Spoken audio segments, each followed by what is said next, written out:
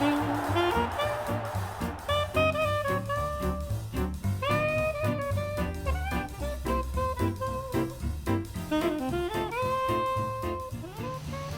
we've been married for how many years? 56. 56 years, and that was my good. number Yeah. when I played football for the University of Minnesota, number 56. So that was always our lucky number. That was our lucky number. Well, I was born in the old Midway Hospital in July 4th, 1925. I saw a booklet on it, and it cost about $4 in those days. That was my hospital cost. And we lived in a neat neighborhood, and most people were firemen, cops, or streetcar drivers. And that's what my dad was. He drove a streetcar in St. Paul. My mother's an immigrant. She came from Sweden. When she was 17, couldn't speak English. When we were 5 years old, when I was 5, she said, "We don't speak Swedish in this house anymore." So I lost all my Swede talk.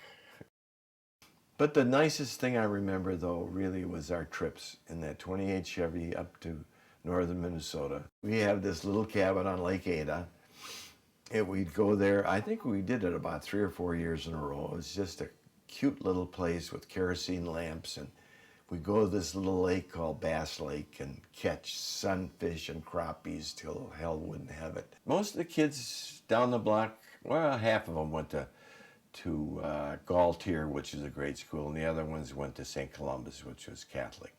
You know, I was a WPA kid, and when I was, I don't know, 6, 7, 8 years old or more, they opened up the schools. There was a guy named Bruce Japanier, I'll never forget him. He ran the whole program at Wilson Junior High School. We had something to do every day.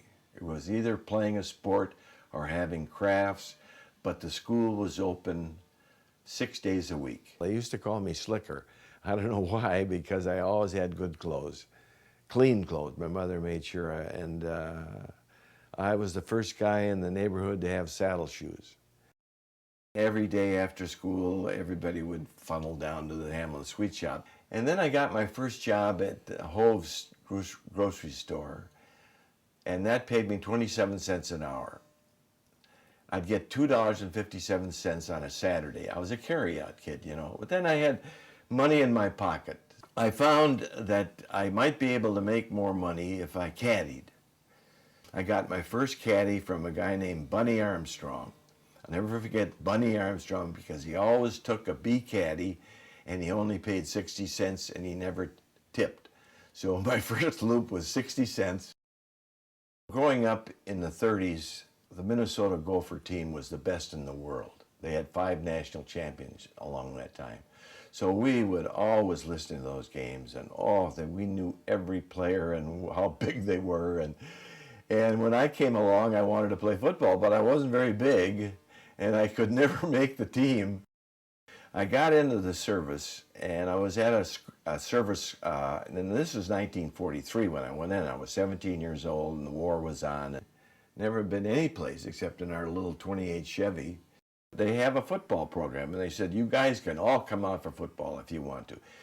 If you come out, you don't have to run in the morning. And I thought, geez, I hate that running. And I looked at the ends, and there were some big guys. No chance. So I just put down, I was a halfback. I ended up All-State, North Dakota, 1944. They handed me the ball, and I could run with it. And I ran like heck with it. All of a sudden, the whole team ended up in Great Lakes because our grades weren't all that great because we weren't there a lot. So I get to Great Lakes, and all of a sudden, there's the whole dang team there, you know. So I went to a quartermaster school at Great Lakes. And then after that, I got assigned to a ship out in the Pacific, a little mine layer. Iwo Jima was over by the time we hit the Okinawa stuff. Then we were shipped back, and we're going to be converted to a auxiliary ship. We headed back out, but then the war ended. My dad picked me up, Mom, at the train station. You know, now I'm 21 years old. I'm an old guy, kind of, you know. I left as a kid, hardly shaved. First thing you do is you talk to the guys that have been around, been out before, to find out what's going on. Found out about the school thing, which was money. That was 60 bucks a month, plus tuition, plus books and everything. So you sign up for that. So we were in a little restaurant over at the campus with St. Paul guys, and I was reading the daily paper in August 1946. The paper daily said, well, if you want to come out, you can come out for football. Anybody's available. And I said to these guys, I'm going out for football. And they said, you're nuts? So I went out for football. In 2 years, I was starting halfback. We had a lot of ex-Gopher greats coaching that were Bernie's players in the 30s that came out free. Ray King and Pug Lund. And I got a lot of nosebleeds because we didn't have face masks. We had leather helmets. And a lot of times you were in a pile and you'd get whacked in the nose, and my nose was always bleeding because I was a bleeder, I think. In our day, you know, it was just the only game in town was the Gophers. So we had 66,000 people every game. And then we would go to Michigan and play, and I played there 2 years, and 103,000 people. My God, you couldn't believe it, standing in the middle of that stadium. And then they had Father's Day out there where all the fathers would come and they'd line up in rows, and we'd run between them. That was always a big day when the football players' dads would show up.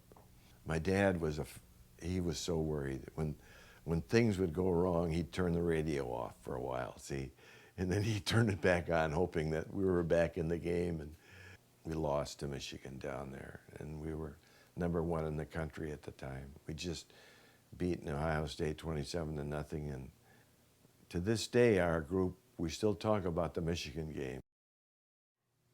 The last game of the football game of the season is in Wisconsin. And every other year it would be away, right? Randall Field would play. And then Bernie would turn us loose because the season's over. And then I took the train home. And I was in an upper berth, and I remember the conductor said something. I thought, I was afraid we were coming into the station, and I panicked. And so I got up quick and got dressed. And that's when I met Dad. I was sitting down in the chair. She was knitting Argyle socks for a track man that she also knew named Ray Tharp, but I ended up with the socks. Dale was very cute, and I thought he was very darling, but he never asked me what my name was, and he never told me what his name was, and he got off in St. Paul. So there I was with these other 3 men, and they asked me what my name was and could they give me a ride home. But I started going out with one, Ralph McAllister. He asked me for my phone number, and we went out a few times, and then Dale had said to him that, well, the way Dale puts it is when he was through with me. Finally got her telephone number, and we went steady from then on. And then the wedding was a hot day. I remember perspiration trickling down. Dale was afraid he'd get a nosebleed during the wedding because he got him when he was nervous. But he didn't. And then we went away. Had kids almost every other year. No, not that quick, but we had a lot of children. 7. Now we have 16 grandchildren. Isn't that neat? Pretty darn good. The nicest thing about being married so long is the memories you share, because that's a whole part of you.